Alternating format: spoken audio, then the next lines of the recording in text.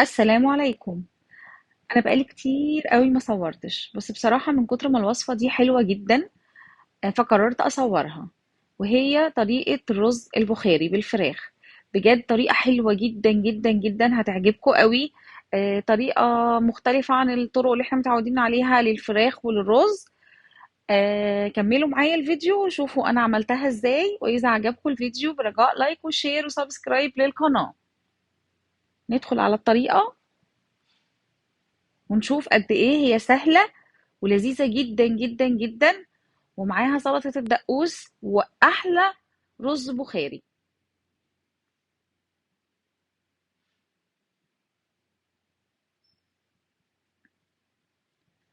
المكونات معايا 4 جزرات، ومعايا بصلتين، ومعايا طماطم، ومعايا بهارات. حلة على النار، وهنحط حوالي معلقتين زيت. والجزر يا جماعة على حسب ما انتوا بتحبوه، يعني أنا حاطة 4 جزرات. الجزر خطير وبيدي طعم حلو جدا جدا للرز البخاري.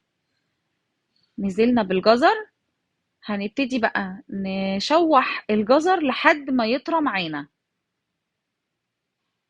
اهوت. طبعا ايدنا فيه ما نسيبهوش. اول ما نلاقيه طري معانا هناخد منه معلقتين كبار.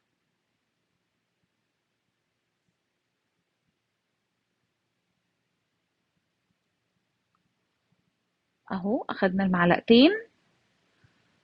وبعدين معايا نص كوباية زبيب، غسلاها كويس قوي ومصفياها. هنزل بيها على الجزر، وايدي برضو مع الجزر والزبيب علشان ما يتحرقش. تقليب مستمر. اول ما الاقي الزبيب استوى معايا هبتدي برضو اخد كل بقى الجزر والزبيب، احطه في مصفى واصفي الزيت اللي فيه علشان خاطر الاكل ما يبقاش تقيل معانا، الرز البخاري يطلع حلو وخفيف.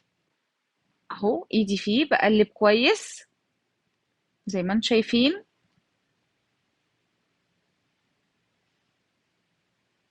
اهو هصفيه كويس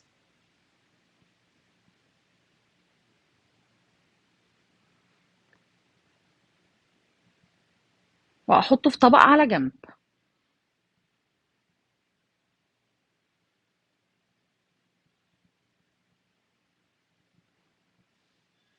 وبعدين انزل ببصلتين كبار. طبعا انا دي مكونات يعني لفرختين علشان احنا اسره كبيره. لو انتي اسره صغيره هتعملي اقل من المكونات دي، هكتبها لكم في صندوق الوصف. هنبتدي نقلب ونزود شويه زيت عشان حسيت ان الزيت قليل،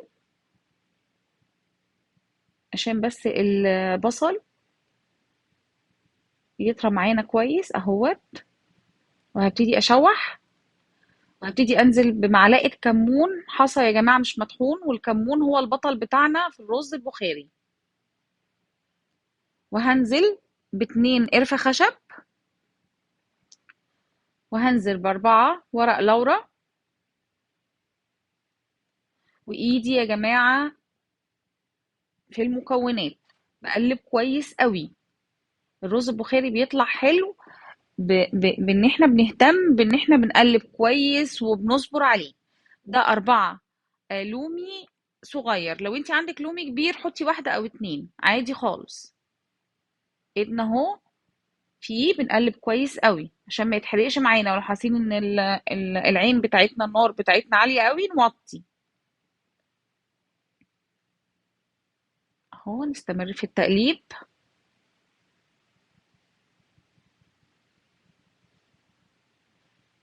وبعدين هنبتدي نضيف البهارات التانية. هنحط معلقة كمون دي بقى مطحونة زي ما قلت لكم. الكمون هو البطل في الأكلة دي، هي اللي بيديها طعم حلو جدا. نستمر في التقليب. انا ما بجريش قوي في الوصفة دي عشان تشوفوا يعني الوقت اللي اخده كل حاجة عشان يطلع بجد معاكم خطير زي ما طلع معايا. ربنا يحسن ما بين ايديكم كلكم يا رب. دي معلقه بهارات مشكل، بهارات لحمه، 7 بهارات اللي عندك، ما تتقيديش بحاجه باللي عندك. ودي معلقه كركم.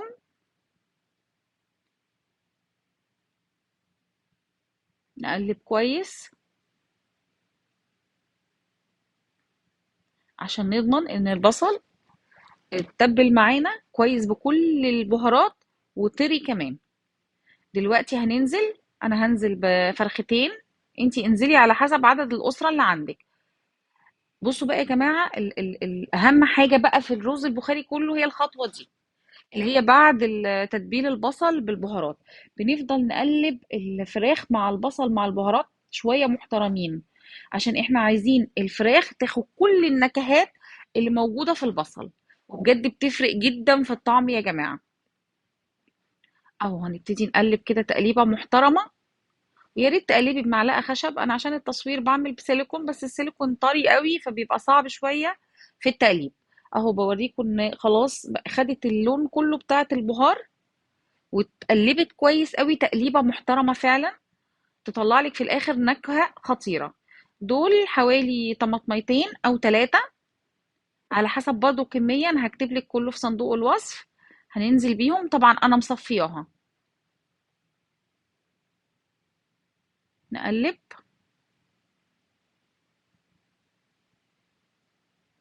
تقليبه كويسه، الطماطم تخش في كل الفراخ. وبعدين ننزل بمعلقتين صلصة أو 3 على حسب لون الطماطم، لو لون الطماطم عندك فاتح زودي الصلصة، أنا الطماطم كانت كويسة فحطيت معلقتين 2 بس. ونقلب كويس، الطماطم والصلصة بس تدخل في الفراخ، أهو زي ما انتم شايفين كده، تقليبة محترمة يعني، تدخلك كل النكهات في بعض. وبعد كده الملح طبعا على حسب الرغبة، أنا حطيت معلقة ونص، انتي حطي على حسب الكمية وعلى حسب رغبتك. ودي يعني مكعب ماجي، بتحبي حطي، مش بتحبي ما تحطيش، بس هو بيفرق في الطعم. اهو بنقلب كويس قوي. بعد كده انا شغلت الكتل، غليت فيه ميه، لو ما عندكيش كتل طبعا على البوتاجاز لازم ميه مغليه لازم. بصي شايفه الميه فين؟ الميه اللي هي مش عاليه قوي ومش نازله تحت الفراخ قوي. هنغطي ونسيبها تغلي، اهو زي ما انت شايفه كده. دلوقتي هنعمل الدهان بتاع الفراخ لما تستوي. معلقتين صلصة، والملح حسب الرغبة، انا حطيت معلقة ورجعت زودت صلصة تاني عشان انا عاملة فراخ كتير، اهوت. وبعدين هنحط معلقة كركم، بطل معانا برضو كركم النهاردة في البهارات.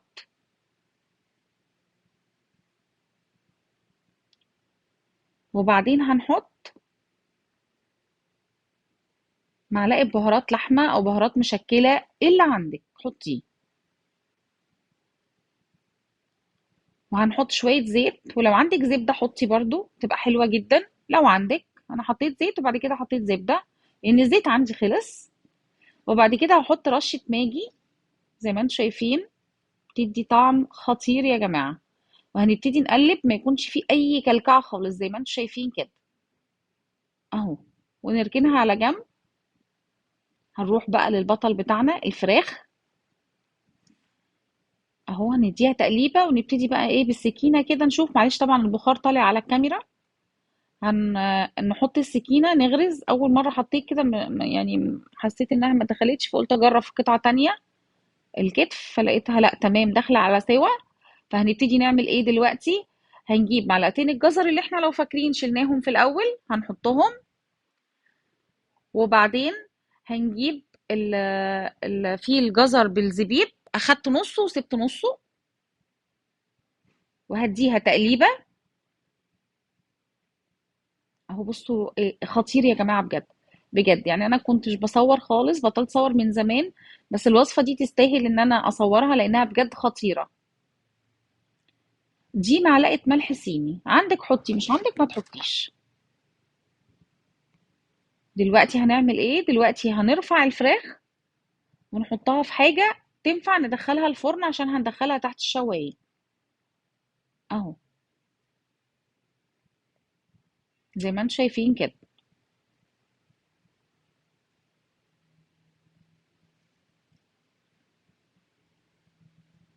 دلوقتي هنعمل ايه؟ هنشير ورق اللورة والحبهان، سوري، والقرفة الخشب اهو. لكن هنسيب اللومي عادي. اهو انا بدور على بصطاد الحاجات عشان اطلعها. وبعد كده هنزل بأربع كوبايات رز بسمتي مغسول ومنقوع لمدة ساعة وفي معلقة خل. لو ما عندكيش رز بسمتي عادي خالص استعملي الرز المصري هيطلع زي الفل. اهو شايفين المية يا جماعة قد الرز. لو لقيته لا قليلة مفيش مشكلة خالص، زودي شوية بس يكونوا مغليين، شوية مية مغليين.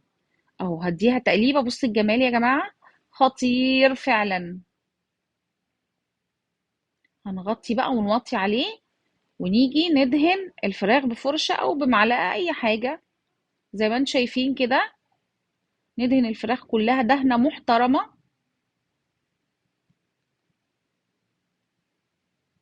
اهي، دهنة كده بضمير. ونروح بيها على تحت الشواية. طبعا الكاميرا ظلماها، عايزة اقول لكم لونها كان خطير وطعمها اخضر، حلوة جدا. بس ما بتكملش اي حاجة، تتابعيها بس. الرز بتاعنا الخطير البخاري استوى وبجد مفلفل وجميل. وحاولي يعني تقفلي على الرز البسمتي بالذات وهو يعني فاضل له سنة كده ما استوتش يعني، مش مهري. لان هو البخار، حبة البخار اللي في الاخر دول هيخلوه مستوي وخطير بقى، ولا يكون معجن ولا اي حاجة وينزل معاكي مفلفل زي ما انتي شايفة كده. دول بقى الزبيب والجزر اللي احنا خدنا نصهم حطيناهم على الفراخ وهما بيتسلقوا. وهنبتدي بقى الفراخ بتاعتنا نرصها. وبجد يا جماعة أحلى وأخف وصفة ممكن تاكلوها بعد المندي. يعني المندي والرز البخاري بجد حلوين جدا. شايفين رز مفلفل جدا، الفراخ مستوية جدا جدا، وطعمها ونكهتها بجد حلوة قوي قوي قوي.